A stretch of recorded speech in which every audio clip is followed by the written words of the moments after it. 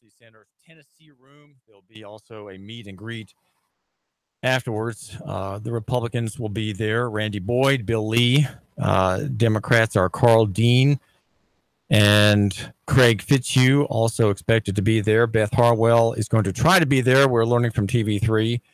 And Diane Black, the federal representative in Washington, invited but has not responded.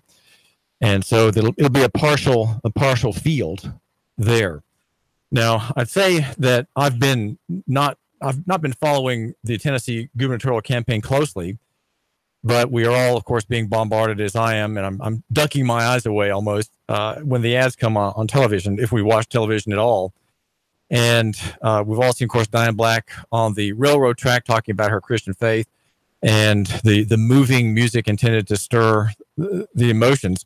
But if there is anything that's come into clarity in that race, I'd say it was in the past day.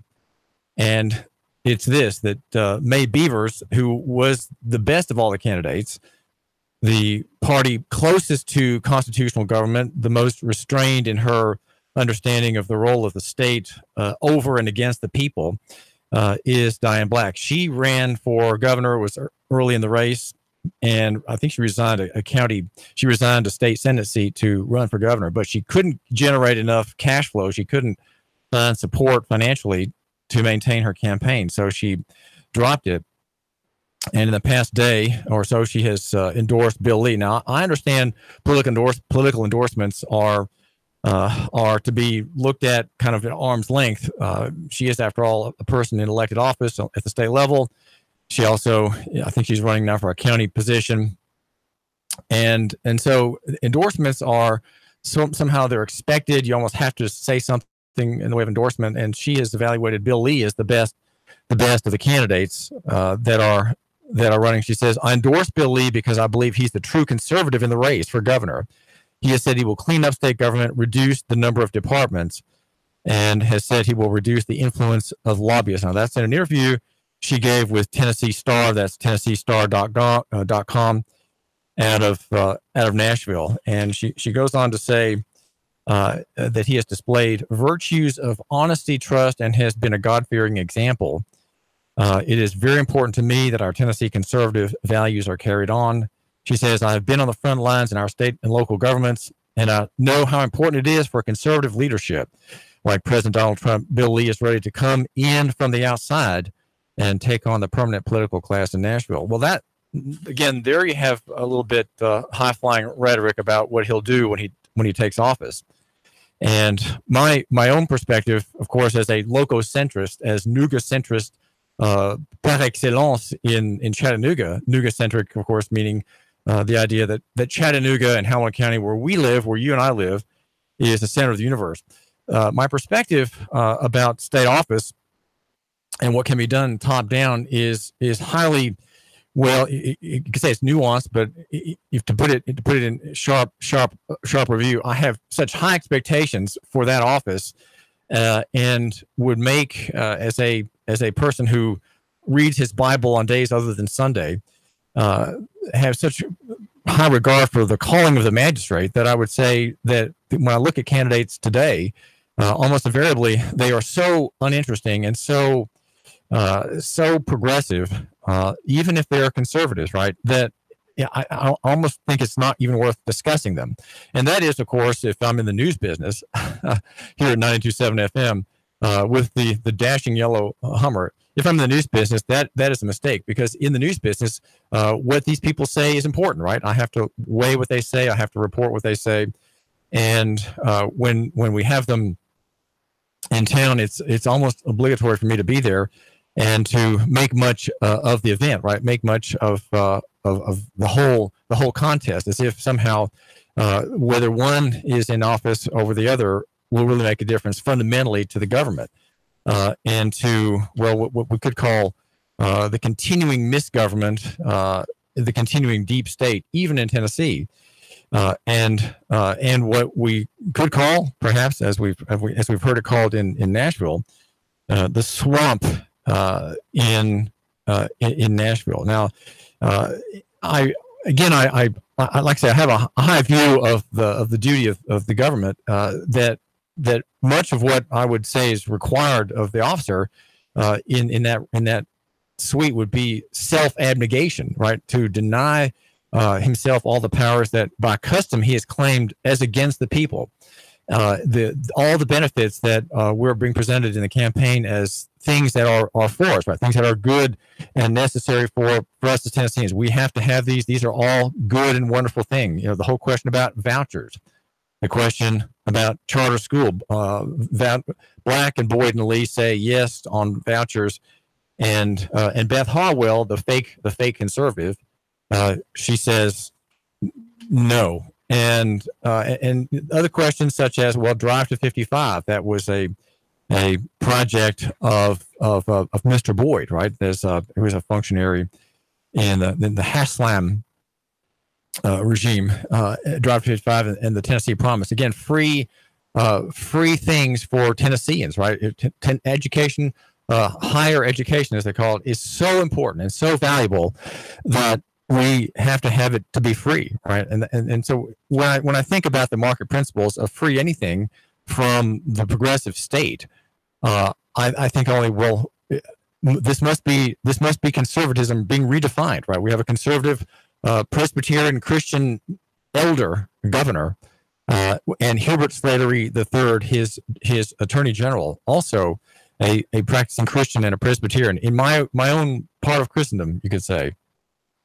And they want to expand rather than reduce the idol of our time. That, of course, is the power state, the surveillance state, the investor state, the enabler state, the educating state, the state that does not know when to stop because it has a battery in the back, and that battery that will not let it stop is an impulsion, that a compulsion, a strength that in the end is a kind of religious strength. It comes from the hope and faith that people have in the government, in the state, and that hope, of course, comes from it has to come to the state and to the people in it and to its officers from a rejection of Christianity, which of course is the big deal on Sunday, right? Sunday is the first day of the week on the calendar, rightly so. And Christian people worship God on that day. They hear from the Bible. They gather in assemblies. A few of them have church lunches. I took part yesterday in a church meeting at North Shore Fellowship. I'm not a member there, but have been attending. And a very good decision was made about the expansion of that ministry. And rightly so, it was not into the building of a $4 to $8 million structure there on the North Shore, but the adding of a fourth service with an idea of church plants elsewhere in Chattanooga, namely Ottawa. So the church is there with its claims upon humankind, right? God through the church, and in rejecting all of that, right? Rejecting all of that, all that hoopla, right? All that noisome talk about religion is the energy that flows to the state. And it's in a way, it's default energy, but it's also energy that comes to the state in its ministries, if you will, from people who are in church, right? And I call that the Christian establishment. You could also call it the ministry industrial complex in Tennessee, which supports and upholds police. It supports and upholds the state factory school, and here now Drive to 55 and Tennessee Promise that Boyd, candidate Boyd, is considered the architect of. And that's, Governor Haslam knows that this man is going to run for higher office, and so he enables him to have a high role in Drive to 55. Tennessee Promise, of course, is a scholarship program for tuition-free state community college or technical school. You don't have to pay for it. It's already paid for by somebody. Right? We're not sure exactly whom on the David Tula Show, but it's paid for by somebody. Maybe it's just free. Maybe it really is like an engine that has no fuel. It's an engine that just runs. It runs and runs and runs. It produces good things for us. It makes no pollution, and it has no source of energy to feed it. And that's what we have with the modern government. It is a kind of magic. And we here in Chattanooga and Hamilton County, having rejected Sunday, effectively having rejected all the promises of the scriptures. We have adopted instead and make current the promissory notes of the modern state. And the number is, by the way, 800-8949, 800-8949.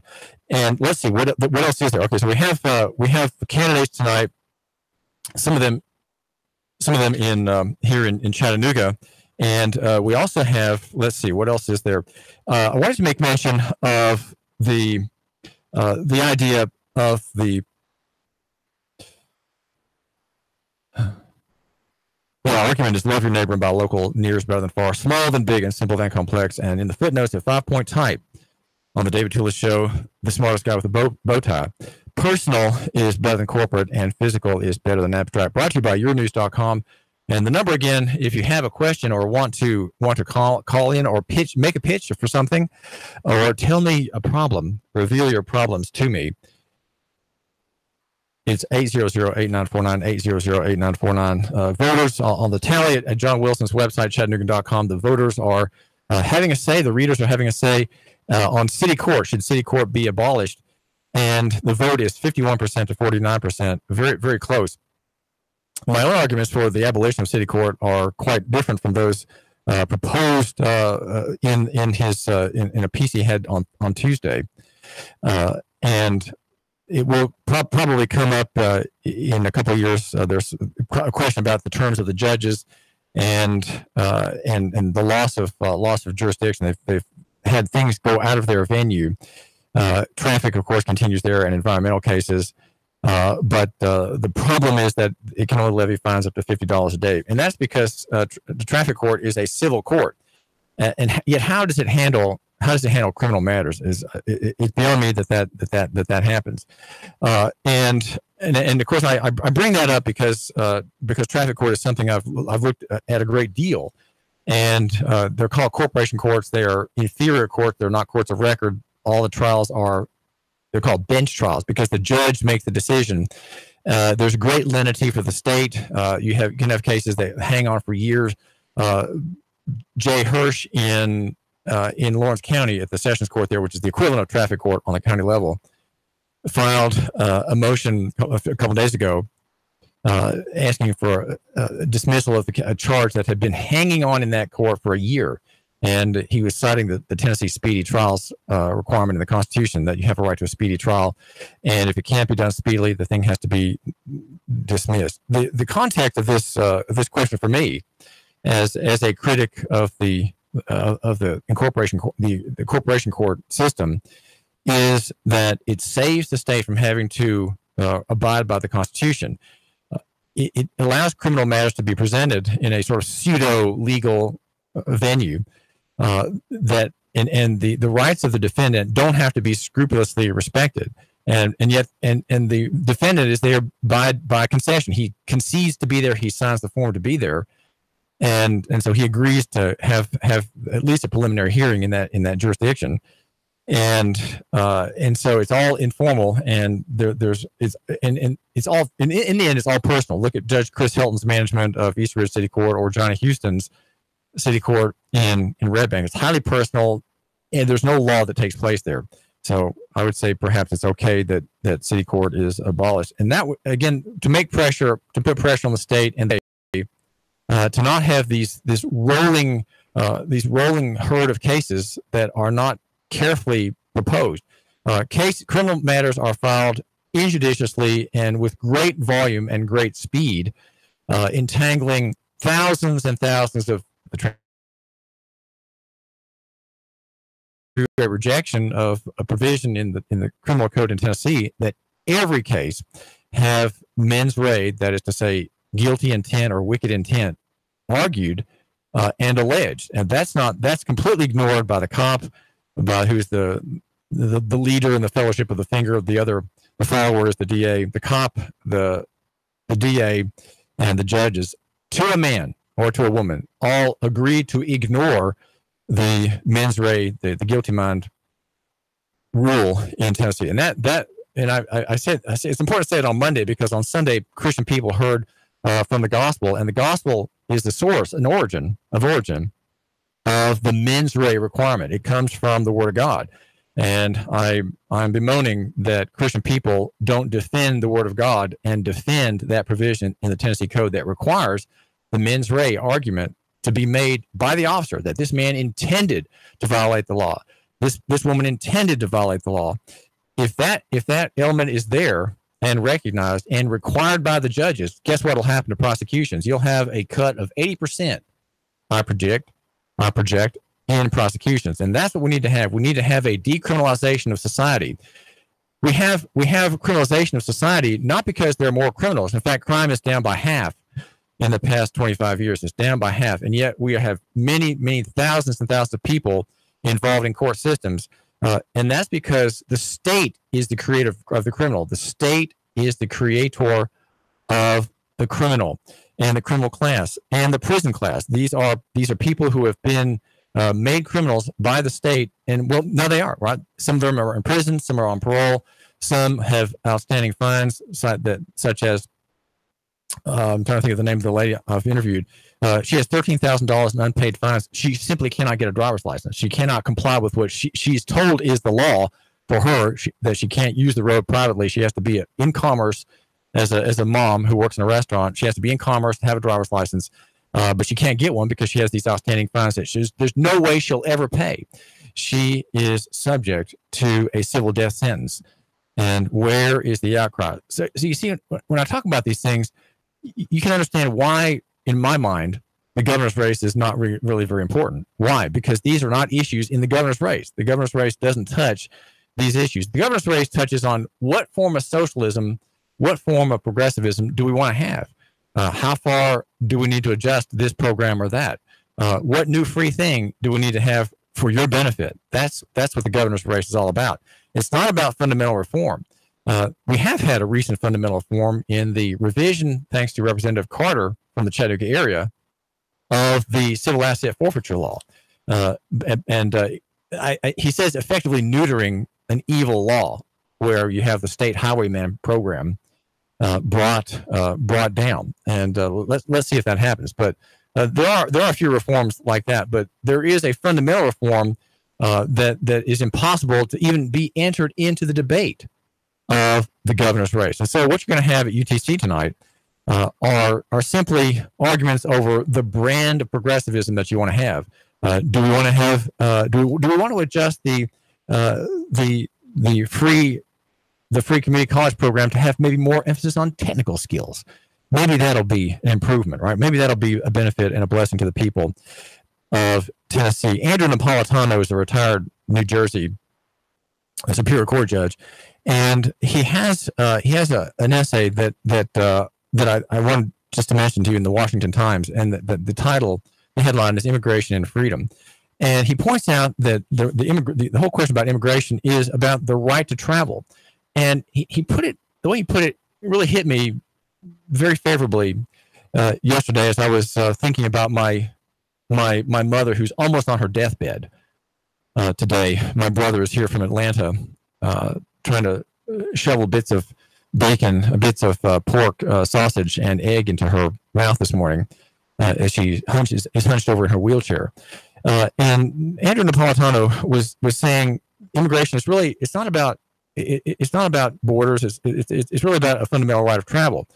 And he points out, as the 10th Amendment Center has done in an essay also that I read this morning, that the federal authority is only over naturalization. It has no constitutional authority over immigration at all. Immigration is what people do, right? Naturalization is what government does. Immigration is separate. Movement of people, the right of travel from one place to another freely by people who are not criminals, who are not suspects of crime, who are not escapees from a penal institution, who are innocent of any public wrong or malice or evil or crime. They should be free to travel about. And who is it who is most dead set against that freedom? Well, people who are supporters of the state of Tennessee and of its abusive practices, which will not enter into the campaign debate tonight at UTC, not at all. And that would be the abusive use of Title 55 by everybody from Sheriff Jim Hammond on over to Neil Pinkston, the district attorney, and Mayor Andy Burke and his chief of police, David Roddy, And also in East Ridge, Brent Lambert and the chief of police here, all of whom are using a statute outside the scope. In other words, you have a statewide statute that is being used in an statewide process against innocent people. Those people are traveling people who ain't the traveler and the right immigration are similar. So the people who are against immigration are also defenders of the status quo, and they're against travel here in East Ridge, Chattanooga. They want all travel to be under the statute under transportation. David Toulis. 3, 2, 1.